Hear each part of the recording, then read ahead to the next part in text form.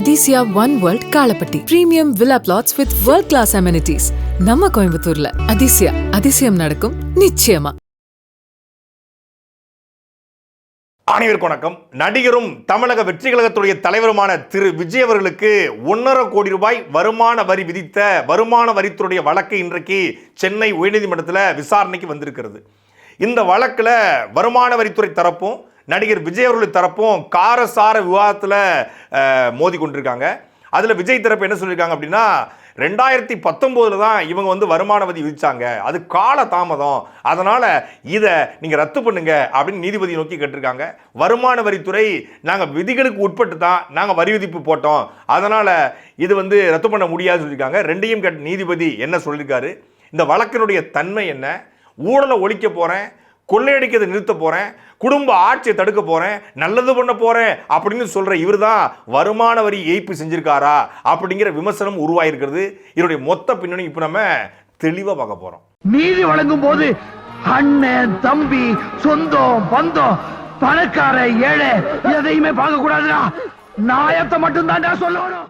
தன்னுடைய வருமானத்தை மறைச்சிட்டாரு அப்படின்னு சொல்லி நடிகர் விஜய் மீது வருமான வரித்துறை ஒரு வழக்கு பதிவு செய்கிறாங்க. அந்த வழக்கில் கடந்த 2022ஆம் ஆண்டு ஜூன் மாதம் 30ஆம் தேதி நினைக்கிறேன் 1,50,00,000 ரூபா அபராதம் விதிக்கிறாங்க. அதை எதிர்த்து அப்பெல்லாம் கட்ட முடியாதுங்க, நான் கஷ்டப்பட்டு உழைச்சி சம்பாதிச்சது, நான் ஒன்றும் கொள்ளடிச்ச காசு கிடையாது, என் ரத்தத்தை வேர்வையாக மாற்றி அப்படியே விரலை அப்படியே இப்படி பண்ணி இப்படி புருவத்தை பண்ணி இப்படி போட்டு அடித்து அப்படி சம்பாதிச்ச காசு, நான் சாதாரணமாக வரி கட்ட மாட்டேன் அப்படின்னு சொல்லி நீதிமன்றத்தை நாடுறாரு திரு விஜய் அவர்கள்.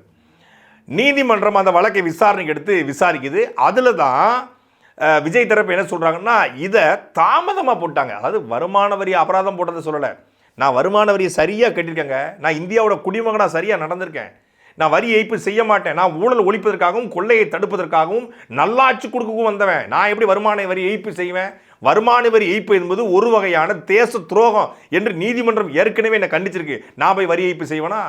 அடுத்தவன் தோட்டத்தில் போய் அணில் ஏறி இளநியை குடிக்கிறதும் வருமான வரியை கெட்டாமல் இருக்கிறதும் ரெண்டு ஒன்று தான், திருட்டுத்தனம் தான், அது ஒரு முள்ள மாதிரித்தனம் தான், அது ஒரு கேப் மாதிரித்தனம் தாங்கிறது எனக்கு தெரியாதா அப்படின்னு சொல்லி வருமான வரி கெட்டிட்டேன் அப்படின்னு விஜய் சொல்லலை. அபராதம் போட்டதை காலதாமதமாக போட்டிருக்காங்க, லேட்டாக போட்டாங்கன்னா கொலை பண்ணது உண்மைதாங்க. அவங்க செத்து 6 மாதம் கழிச்சு கண்டுபிடிச்சாங்க, நான் எப்படி உள்ள போக முடியும் அப்படின்னு சொன்னால் எப்படி இருக்குமோ. கச்சத்தீவை 1972 கருணாநிதி தூக்கி கொடுக்கும்போது கம்முன்னு படுத்திருந்தார், இப்போ போய் கச்சத்தீவை பற்றி பேசலாமான்னு சொல்கிறது எப்படி இருக்குமோ. பெரியார் என்னைக்கோ பேசினார், அவரை போய் இன்னைக்கு திட்டலாமான்னு கேட்குறது எப்படி இருக்குமோ. சாவர்கர் என்னைக்கோ மன்னிப்பு கடி எழுதி கொடுத்தாரு, அதை போய் இன்னைக்கு பேசலாமான்னு கேட்டால் எப்படி இருக்குமோ. வெள்ளைக்காரன் எப்போவோ நம்மளை ஆண்டு போனான், அவனை போய் நீங்கள் திட்டிட்டு இருக்கீங்க அப்படின்னு சொன்னால் எப்படி இருக்குமோ.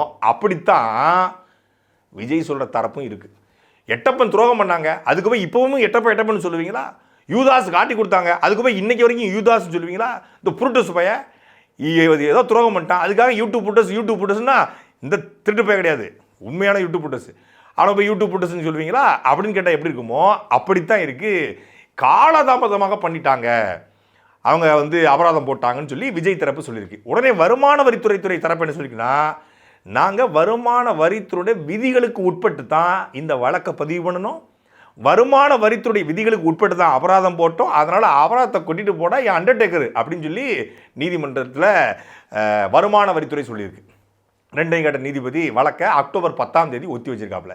சரி, இது என்ன வழக்கு அப்படின்னு பார்த்தா, 2015ஆம் ஆண்டு மரியாதைக்குரிய தாவேக்காவுடைய தலைவரும் இன்றைய தலைவரும் அன்றைய நடிகருமான இன்றைய நடிகரும் சொல்லலாம் அவ்வளோலாம், விஜயுடைய வீட்டுக்கு வருமான வரித்துறை ரெய்டுக்கு வருது. இப்போ வருமான வரித்துறை எல்லா வீட்டுக்கும் ரெய்டுக்கு வரும், எவன் ஊழல் பண்ணியிருக்கானோ, எவன் லஞ்சம் வாங்கியிருக்கானோ, எவன் சொத்தை மறைச்சிருக்கானோ, எவன் வருமானத்தை மறைச்சிருக்கானோ அவன் வீட்டு தான் ரெய்டுக்கு வரும். அப்படி விஜய் அவர்கள் வீட்டுக்கும் வருமான வரித்துறை ரெய்டுக்கு வந்திருக்கு. ரெய்டுக்கு வந்ததில் அந்த 2015-16 ஆண்டுகளில் அவர் காட்டிய வருமானம் எவ்வளோ தெரியுமில்ல, 36,90,00,000 ரூபா அவர் காட்டியிருக்காரு. ஆனால் அதற்கும் வருமான வரித்துறை சோதனையில் அவங்க எடுத்ததுக்கும் வித்தியாசப்படுது அப்படிங்கிறத கண்டுபிடிச்சிருக்காங்க.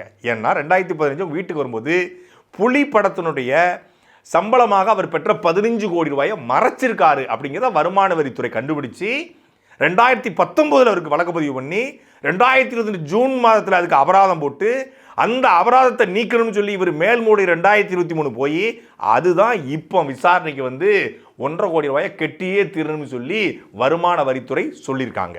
இப்போ நம்மகிட்ட இருக்க கேள்வி என்ன அப்படின்னா, ஊழலை ஒழிக்க போகிறேன் அப்படின்னு மேடையில் பேசுகிறாரு விஜய். ஊழல் ஒழிப்பு தான் என்னுடைய கொள்கை கோட்பாடுங்கிறாரு.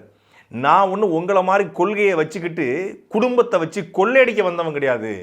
உழைச்சி என் சொந்த காசில் சம்பாதிச்சவன், சொந்த உழைப்பில் சம்பாதிச்ச எனக்கு, அதாவது கொள்கைங்கிற பேரில் குடும்பத்தை வச்சு கொள்ளையடிக்கிற உங்களுக்கே அவ்வளோ இருக்கும்னா, சொந்த காசில் சம்பாதிச்ச எனக்கு எவ்வளோ இருக்கும்?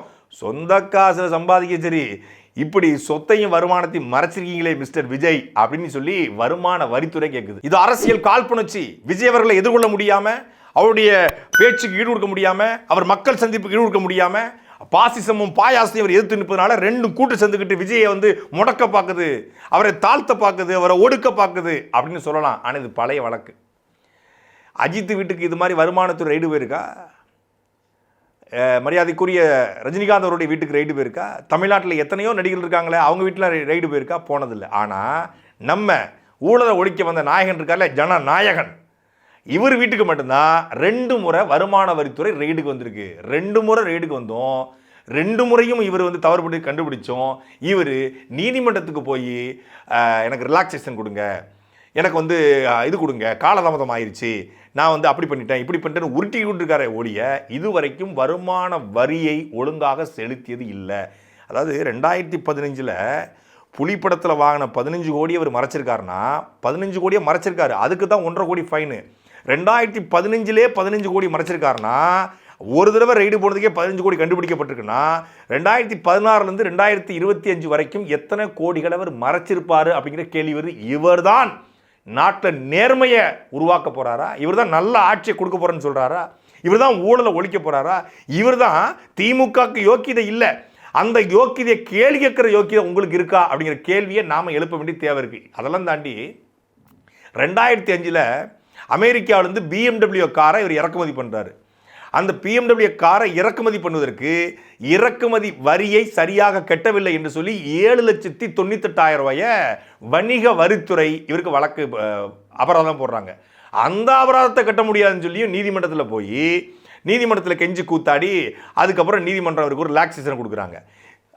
ஒரு கார் மட்டும் இல்லை, 2019 காலகட்டத்தில் ரோல்ஸ் ராய்ஸ் காரை எங்கேருந்து, லண்டன்லேருந்து இறக்குமதி பண்ணுறாப்புல. அந்த ரோல்ஸ் ராய்ஸ் காரை இறக்குமதி செஞ்சதுக்கு 2015 இறக்குமதி பண்ணியிருக்காரு.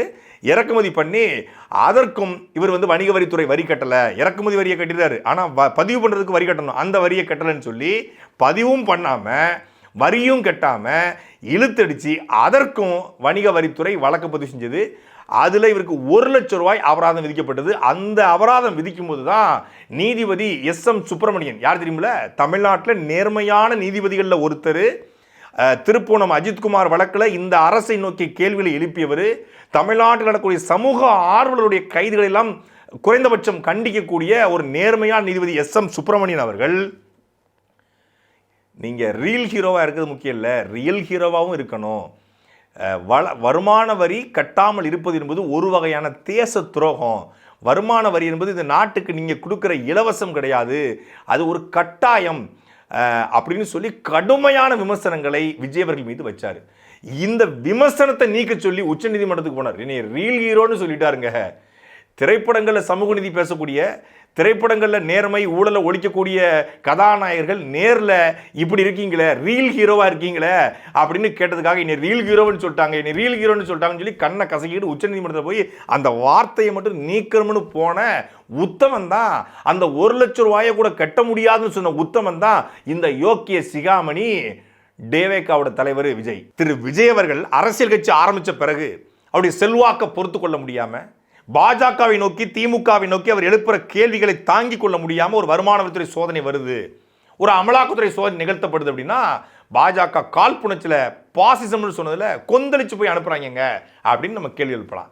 ஆனால் 2005 அமெரிக்காவிலிருந்து இறக்குமதி பண்ண காருக்கு வரி கட்டாத வழக்கு, 2015 லண்டன்லேருந்து இறக்குமதி பண்ண ஒரு காருக்கு வரி கட்டாத வழக்கு, 2015 புலிப்படத்தினுடைய சம்பளத்தை மறைச்ச வழக்கு, 2020 ஒரு வருமான வரித்துறை சோதனையில் ஒரு வழக்குன்னு சொல்லி 2 கார் இறக்குமதி பண்ணுற வழக்கு, 2 முறை IT ரெய்டில் வழக்குன்னு சொல்லி தலைமை ஏற்கனவே ஊழலில் BHT பண்ணிட்டு தான் அரசியலுக்கே வர்றான். இந்த லட்சணத்தில் இவர் இந்த நாட்டில் இருக்கக்கூடிய அரசு கட்சி தலைவர் செய்யக்கூடிய ஊழலை ஒழிச்சு நல்லாட்சியை கொடுக்க போகிறான்னு சொல்லி சில பேர் நம்புகிறான். 2 நாள் மலேசியாவுக்கு போயிட்டு வந்துட்டு அதுக்குள்ளே அணில்கள் பூரா ஆட்டம் அதிகமாக இருந்திருக்கு. இது எப்படி தெரியுமா இருக்குது? இவர் ஊழலை ஒழிப்புன்னு சொல்கிறது. ஜாபர் சாதிக்கு போதை ஒழிப்பு பேரணி நடத்தினா எப்படி இருக்கும்? இந்த யானசேகரன் இல்லையா, திருட்டு பைய திமுககாரன் யானசேகரன், அவன் பெண்கள் பாதுகாப்பு மாநாடு நடத்தினா எப்படி இருக்கும்? நாட்டில் இருக்கக்கூடிய மலை வளத்தை கொள்ளடிக்கக்கூடிய பூரம் சேர்ந்து மலைகளில் மாநாடு நடத்த போகிறேன் சீமானன் கூட சேர்ந்து அப்படின்னு சொன்ன உங்களுக்கு எவ்வளோ கோபம் வரும்? திருட்டு பையெல்லாம் ஒன்று கூடி நாங்கள்லாம் மக்கள் பாதுகாப்பாக வாழ்றது எப்படின்னு சொல்லி ஒரு பொதுக்கூட்டம் போட போகிறோம் அப்படின்னு சொன்னால் உங்களுக்கு எவ்வளவு இது வரும், வெறுப்பு வரும். ஊரில் கூடிய விலை மாதிரிலாம் ஒன்று கூடி கண்ணைக்கு நாங்கள் வந்து கோயில் கட்ட போகிறோம்னு சொன்னால் உங்களுக்கு கோவம் வருமா வராதா? அப்படி வருது எனக்கு. சாட்டை எடுத்து நாட்டை திருத்து